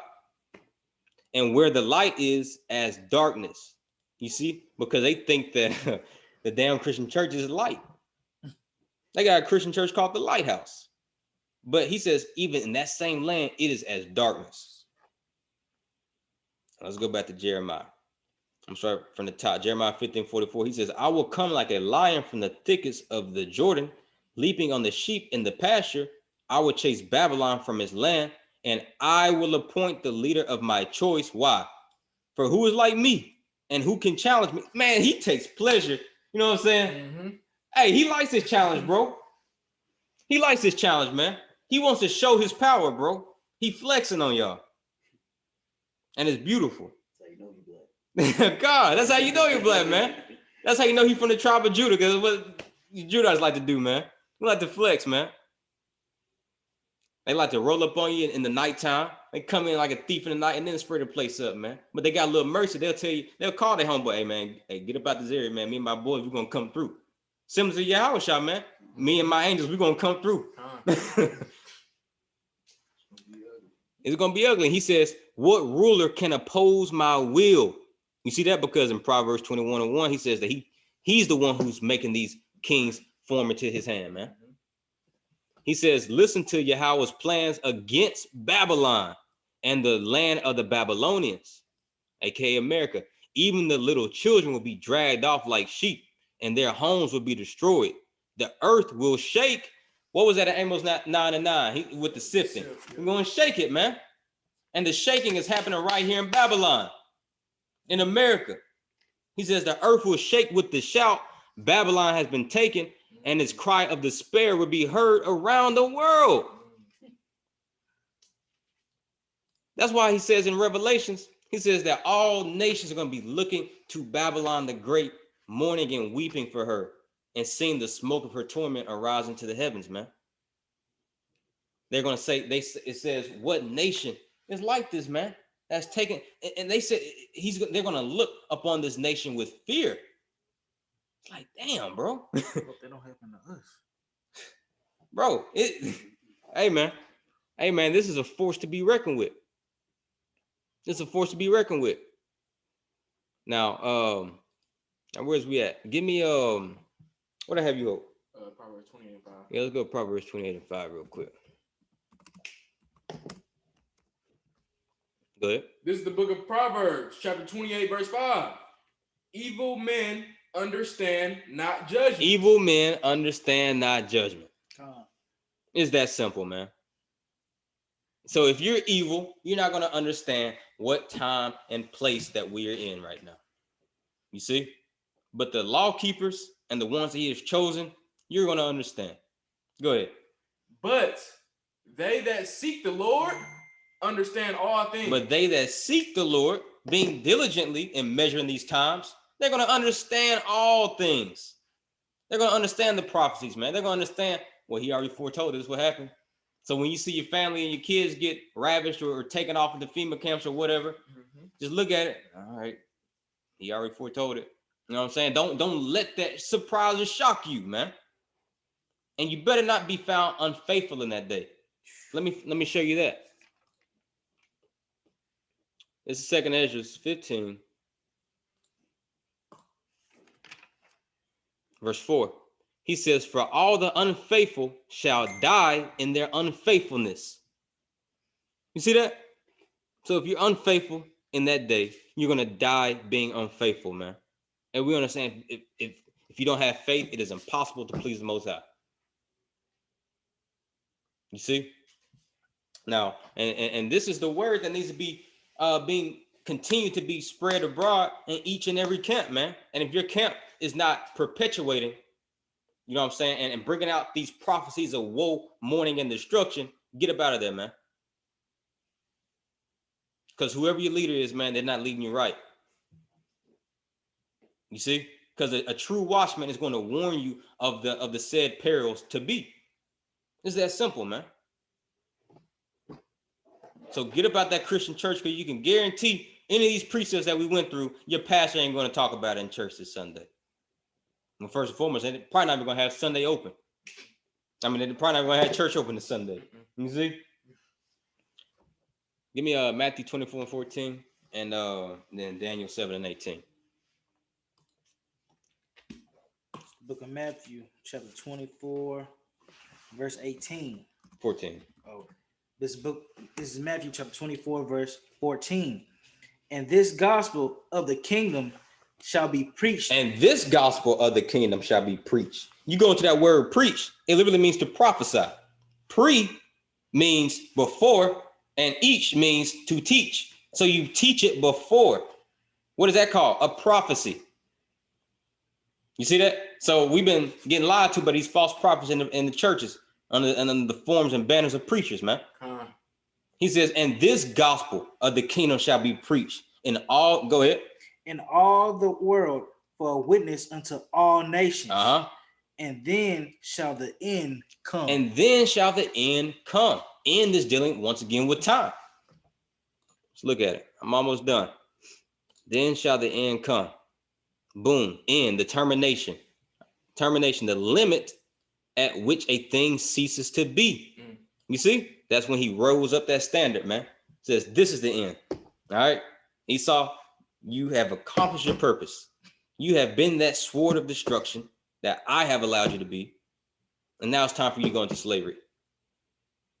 Let me show you that. Let me show you. First, give me Wisdom of Solomon chapter 6 from the top. Because once again, it's not about to be a smooth transition, man. This is about to be abrupt and a hard transition to get this kingdom. But first, let me give a little context that Esau is the servant of the Most High. This is the book of Wisdom of Solomon. Let me get this first. It's Ezekiel 30 and 25. He says, but I will strengthen the arms of the king of Babylon. You see that? He will strengthen the arms of the king of Babylon. Meaning, what was the arms go into? Military strength and power, right? He says, and the arms of Pharaoh shall fall down, and they shall know that I am Yahweh. Check this out. When I shall put my sword into the hand of the king of Babylon. If you have a sword, that means you have power, right? And the Most High God put his sword in the hand of certain kingdoms, man. And so right now, what's Esau's blessing? According to Genesis 27, Esau has the blessing of the sword. And this is the Lord's sword. So Esau's fulfilling the Most High God's will and purpose by killing Jakes and even by killing his own people. Because it said in Isaiah 19, verse 1 and 2, he says that the Egyptians shall be set against the Egyptians. So Esau can't be good to even his own self, man. He says, when I shall put my sword into the hand of the king of Babylon, and he shall stretch it out upon the land of Egypt. You see that? So what does that go to show you? That whoever he puts his sword, whoever he gives his sword to, they are then servants to go execute judgment. You see that? So with that, get that in Wisdom of Solomon real quick. You want to verse 1? Come. Chapter 6, verse 1. This is the book of Wisdom of Solomon, chapter 6, verse 1. Hear therefore, O ye kings. Because Esau's a king right now. Go ahead. And understand. Learn, ye that be judges of the ends of the earth. Verse 2. Give ear, ye that rule the people, and and glory in the multitude of the nations. Verse 3. For power is giving you of the Lord. Power is giving you of the Lord, right? What is that power in the form of? Sword, right? The sword, military might, military strength. Because if you have a sword and nobody else does, they are in subjection to you, man. Right? Go ahead. And sovereignty from the highest. Who shall try your works? So Most High God is trying your works. That's why he said in Amos chapter 9, verse 8, he says that the Lord's eyes are upon the sinful kingdom. He's trying your works and doing what? And search out your counsels. And he's searching out your counsels, man. Because these elites, they have secret counsels that they go into. They have secret counsels. They counsel, like Psalms 83 said, that they lower thy enemies make a tumult. You know what I'm saying? To hide the Israelites, that we may be cut off from being a nation. You see? So he's searching out their counsels, man. And let me go to Job 42, verse 2. He says, 42 and 3, he says, who is he that hideth counsel without knowledge? You see? Who is he that hideth counsel without knowledge, man? Most High God knows everything that's going on in these secret places. Because he said what? Let me show you that in Luke 12. Luke 12 and 2, for there is nothing covered that shall not be revealed, neither hid that shall not be known. You see that? Because they go into these secret coverings in these councils, man. When these elites go, you know what I'm saying, to down Epstein Island or whatever. You see? But everything is going to be known in that day, man. I got a precept for that. Come on, bring it up. Sirach 23 and 19. Such a man only feareth the eyes of men. Ooh. And knoweth not that the eyes of the Lord are 10,000 times brighter than the sun. You got it right there. Beholding all the ways of men and considering the most secret parts. And consider the most secret parts, man. So nothing is going to be covered in that day. Because his eyes are 10 times. I like that. What was that precept? Sirach 23 and 19. 23 and 19. All right. I'm going to have to remember that. So yeah, man. That's why he says his eyes are upon the sinful kingdom. And they're 10,000 times brighter than the sun, man. Right? Now let's go back to where's that? Dang, where's that? Wisdom of Solomon. Yeah. Verse 4. Because being ministers of what? Of his kingdom. Of his kingdom. You see a lot of Jakes say, oh man, you putting this verse out of context. Esau ain't no minister. Well, if you go into the word minister, it means servant, man. He even said that the king of Assyria was his servant. See what I'm saying? Why? Because he gave the king of Assyria power. Just like he gave the king of Egypt power when he gave him that sword. You see? So because being servants of his kingdom, go ahead. Ye have not judged aright, nor kept the law. Because if Esau wanted to, he has so much power to where he could right now make the whole world follow the law of God if he wanted to. He makes them follow, go down with any other program, any other law that he issues out, like wearing a damn face mask. He could easily tell everybody, hey, you better keep the Sabbath. You see? Go ahead. Nor walk after the counsel of God. Now this is the key point in verse 5, because like the Bible says, this is not about to be a smooth transition into a different power. See what I'm saying? He said it's going to be like a woman travailing, giving birth. Go ahead. Verse 5. Horribly and speedily shall he come upon you. And that's Yahweh shall. Go ahead. For a sharp judgment. For a sharp judgment. A sharp judgment. That means something abrupt, man. This is an abrupt judgment that we are issuing, that we are arriving upon, man. A switch in power. Go ahead. For a sharp judgment shall be to them that be in high places. And who's in the high places? Esau, man. So a sharp, abrupt judgment is going to happen. That's why we feel that shift right now. When we just got the news that Biden became president, we felt that shift immediately, man. Because damn, now it's judgment time. No doubt, bro. No doubt. But you Jakes who just don't see See what I'm saying? Y'all got, man, listen, y'all got a rude awakening. The rudest awakening to ever happen. Because he said, give me Ezekiel. Man, precepts just pouring out through the spirit, man. Ezekiel 5 and 8. Start at verse 8, yeah. Ezekiel chapter 5, verse 8. Therefore said the Lord God, behold, I, even I, against thee. He's against a lot of wicked Israelites, man. Go ahead. And I will execute judgment in the midst of thee in the sight of the nations. That's Jacob's trouble right there. Go ahead. Verse 9. And I will do in thee that which I have not done. So there's about to be something that's going to happen that he ain't never done before, man. There's about to be a lot of unexplained prophecies, man. Because even Paul said that we prophesy in part right now, man. Listen, everything that's in the Bible, we don't truly understand everything, bro. There's about to be a lot of weird shit happening that we just can't explain. And it's going to make a lot of people bug the fuck out. Excuse my language. It's going to make a lot of Jakes bug out, man. Because there's a lot of things that can't be explained.